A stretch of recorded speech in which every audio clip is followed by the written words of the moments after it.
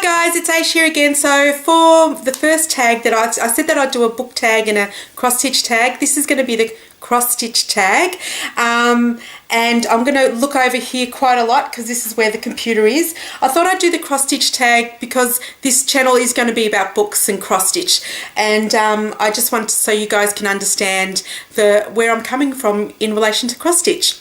Okay, so the first question is, how did you start, or who introduced you to cross stitch?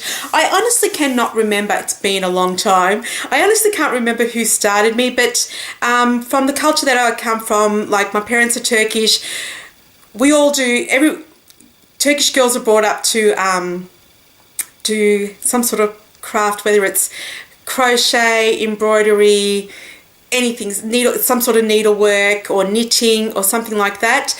I dabbled in most of that sort of stuff, but cross stitch is probably the one that I enjoyed most because basically it's something that you can pick up and put down, and it doesn't matter if you pick it up years later as well. And you guys with lots of whips would know what that means. Do you have a favourite theme or designer? I don't have a favourite theme. Well, looking at all my old stash, and I have gotten rid of most of it, what I did like was houses. So I'll show you a couple that I've finished. So I loved like pictures of houses and flowers, and I really like this one because it's got no back stitching, which is awesome. I also liked that oriental theme, the geishas, that sort of stuff. So this is one of my favorites because it's so colourful. And then my current one, which is a whip from ages ago that I'm trying to finish. Again, this is an Asian woman, so I'll just show it to you just so you can see where she's at. But where's her picture? Where did I put her picture? Here we go. Here's where her picture is. So that's what she's going to look like at the end as well. A lot of back stitching involved, a bit of confetti, not too much, but I'm hoping to finish her sometime in the next couple of months.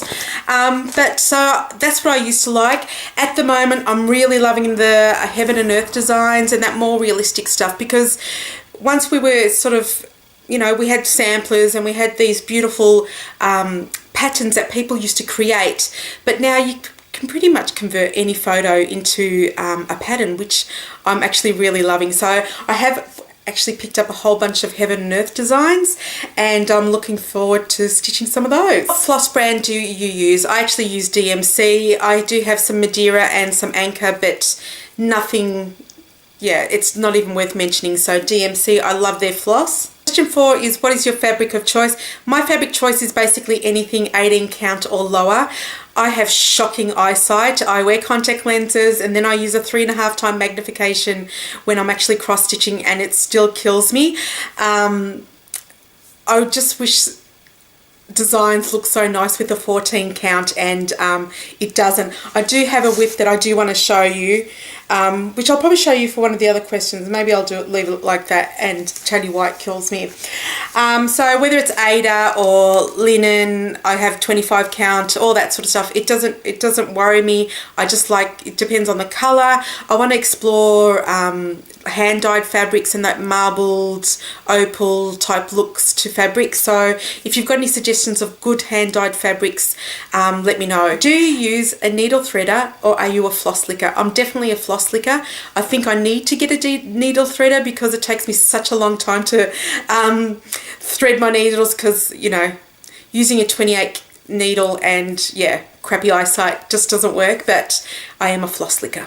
Question 6 is, what sort of stitching frame do I use? I'm not really fussed. I don't like to do it by hand without anything, so I do like using these plastic hoops. I think it keeps attention really well on small projects or non-beaded projects. I used to have a floor frame which has basically gone to God, so I'm looking for a new floor frame. So again, if you guys have any suggestions, let me know. And then I do have some other wooden frames that I use, but the world is not going to end if I don't have them in my life. But I really do need a floor frame. I just find that with big pieces, I just want both my hands free. I don't want to use it on my lap or anything like that. And so how many projects have you finished? I'm not sure. I gave up cross stitch. Well, I stopped cross stitching for about 10 years. So I'm not quite sure how many I've finished over my lifetime. And yeah, I can't remember. Question 8 is, how many framed works do you have in your house? None. I'm just too lazy. So question 9 is, do you stitch more for gifts or for yourself? I have given some gifts, but it's more for myself. Having said that, there's a couple of projects that I'm just about to start, and they will be gifts, so I actually can't show them to you, which is a bit of a bummer because I do love them. Actually, I could show you one of them because the person doesn't know, but when I started, I'll show you guys. So question 10 is, what is your favourite project or finish that you're most proud of? My most favourite project that I've finished, I can't actually find it. I know it's sad, and I don't even remember. I think it was a Dimensions Gold Collection design. It was 2 women having a picnic, and there was a frame bit around it, and I loved it because I finished it on the 9th of the 9th, 1999, which was cool. My other one, I haven't finished it yet, but I'll show it to you, is, see, this is why I have to get a new floor frame, but that's Sleeping Beauty from Mirabilia. I'm really loving it. You can see there's some beading there as well. I just think she's gorgeous. This is 25 count. It's going to kill me. I really need to get some higher magnification glasses to do with it, but I can't wait to get another floor frame and start stitching on this one. Question 11 is, I'm sorry I have to read this. What has been your least favourite or worst experience while stitching? I have to say that my current project, well, the current whip that I'm trying to finish, this one here, I just keep on picking up the wrong thread colour, stitching for 2 hours, and then realising I've used the wrong colour, and then, well, not 2 hours, but you know what I mean, and then having to unpick it all. I can't tell you how many hours I've lost purely because I've had to keep on unpicking the wrong colour all the time. It's really irritating, but the art jar is filling up. What can I say? 12. What do you love and what do you hate about cross stitch? What I hate about cross stitch, well, hate is a really awful word. So what I really dislike about cross stitch is that I love the smaller count fabrics, but I just really don't like the fact that I can't see them and use them, because I just think that the finish of them is just magical. What I love about cross stitch is that, well, for this one, like, again, I'm talking about this Oriental lady, that's where I'm trying to finish her.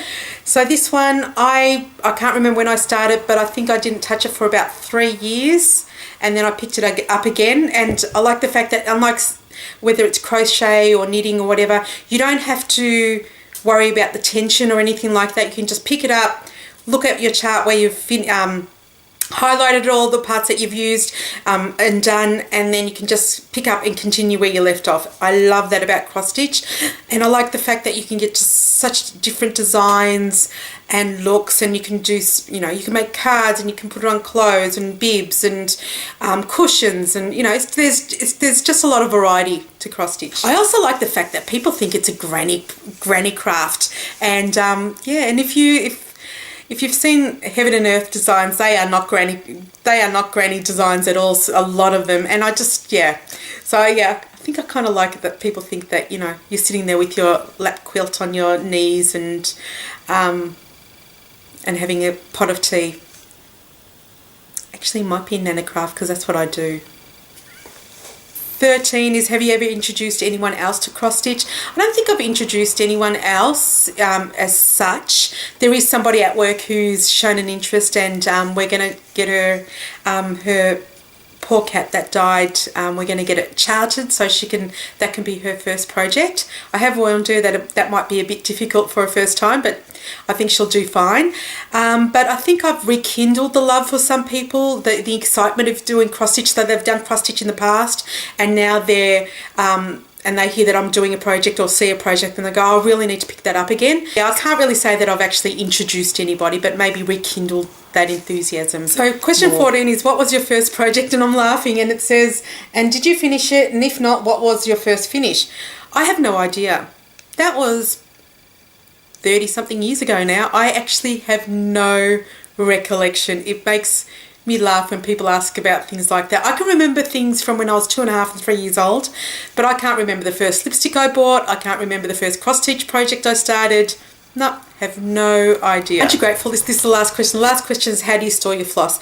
I store it different ways for different reasons. So when I'm kitting up, I just put it up in a Ziploc bag, and then I'll start putting on cards and that sort of stuff. And then Any floss that I've started using and then I've finished with a project, I'll just put in one of these. So I just like doing it, putting it on the side so I can see them. And they're in number order, so I can eventually find the one I'm looking for. I don't mind that. I don't think that the floss gets too kinky. It doesn't really worry me. Any floss that I haven't used yet is just in these baggies and is number coded, just so that I know where to look when I'm finding it. I also have a DMC app on my smartphone, so I've always got a shopping list, and it has a list of all the floss that I have.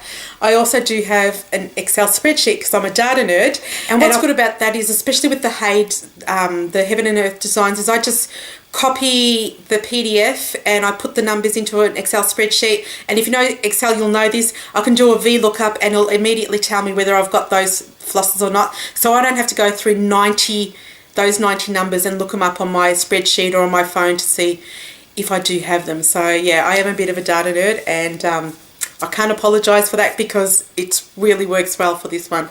So and the other thing I have for some projects when they're on the go is I just put them in these little bags, and as you can see, they've got pockets, and the numbers or the name of the colour, if it's from a kit, is below, and it has a second bag there. You can put more colours there, but I just like to put you know, the 6 strands, so that if I've taken 2 strands, I'll put the 4 strands in here, and they're ready to go for next time. It's not the most ideal thing, and I really should put it in a folder, and if there's a lot of floss in there from a project, they can actually fall out, but fortunately they don't all fall out at once. So if you're going to do something like this, and I bought these from Daiso, I would actually put different colours in there, and that way if that whole bag fell out, you clearly know which they come in, rather than doing it more colour coded like I have. That's it, guys. Thank you so much for watching. Come along on this journey. You've seen some of my whips now, and hope to show you some progress. I'll probably also go through some stuff that I want to put an order through with 123 Stitch. If you guys have got any idea about what's a good floor frame, let me know, and I'll be sure to look at them. Otherwise, take care, and I'll see you next time. Ciao.